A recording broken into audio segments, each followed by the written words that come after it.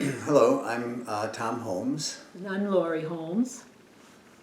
You may know us from our book about parts work, but you may not know That what we want to share today is Sharon's cards, interactive cards. And you may know about these cards, but what I want to share today is how you can use these cards to help you, your family, or your colleagues cope with the coronavirus situation, the sheltering at home, and all the things that arise out of this.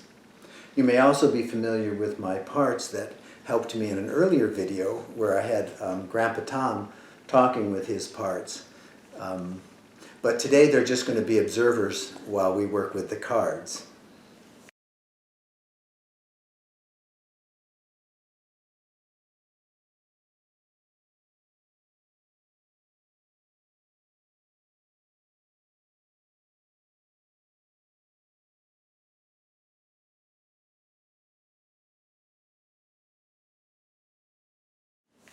So what we're going to do first is there are over 70 cards here. So Lauri and I are going to put them on the table. And what I'm going to show you is how you can use these cards individually for yourself or with your family at home or with your colleagues to help share about your feelings and the different parts of yourself that may arise during this time. So I often use these cards when I'm working with groups in my workshops.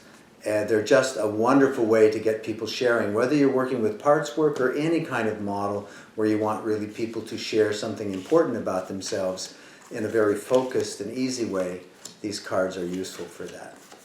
So we're going to take a few minutes to put all these cards out on the table, and then we'll come back and I'll show you how we go about selecting cards.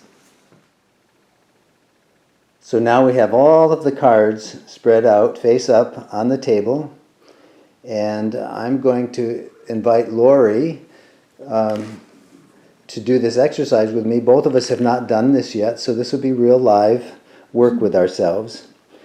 And what I'm going to suggest today is that you choose two cards that may represent some kind of struggle with the situation that we have now with the coronavirus and the sheltering at home. And so two cards that might represent a struggle, and then also look at two cards that are resources for you, things that you know that you can draw on to give you support and help you return to your center, yourself.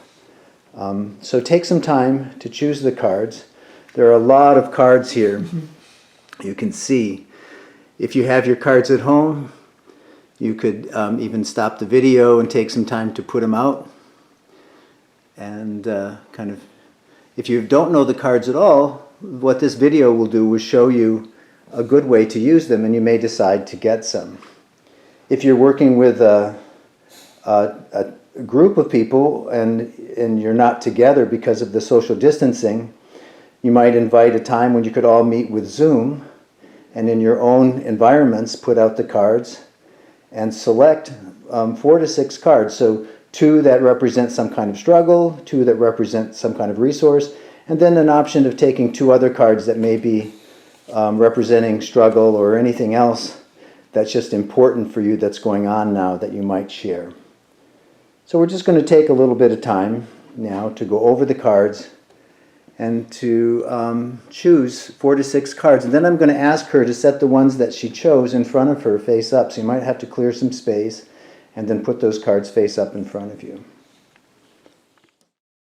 If you're working by yourself, as an alternative, rather than lay all the cards out, you might just hold them in your hand and sort through them one by one and select out the cards that you would like. Sharon Exting, the artist who created these cards, drew on her own inner work, the work of her clients. She's also a psychologist, and from our discussions of the types of images that would be useful in helping people to understand themselves. I think you will find her creativity, her understanding of human nature, and her artistic skill a wonderful resource in understanding yourself and others. So Lauri and I have chosen our 6 cards.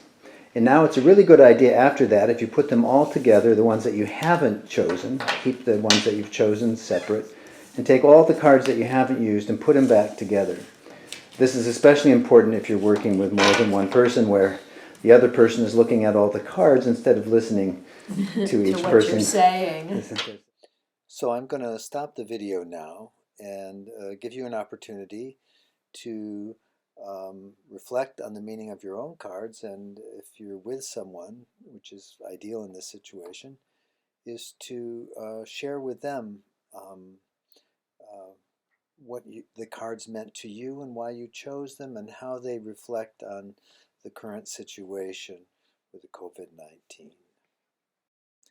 If you're not able to physically be with the person that you would like to talk to, perhaps you can try doing a Zoom or a Skype so that you can show them the cards that you're talking about. Remember, when listening, it's always good to be in that receptive listening place that allows them to explore what the cards mean to them, and in yourself focusing on that compassionate, curious place which supports the other person in sharing. On the next video segment, Lauri and I will share what meanings the cards had for us, and I invite you to listen to that if that's something you would like to do. You can get more information at our website, wingedheart.org. That's wingedheart.org, and you could write me at tom@wingedheart.org. On the front page of the website, you can also order cards. You'll notice it's towards the bottom of the first page.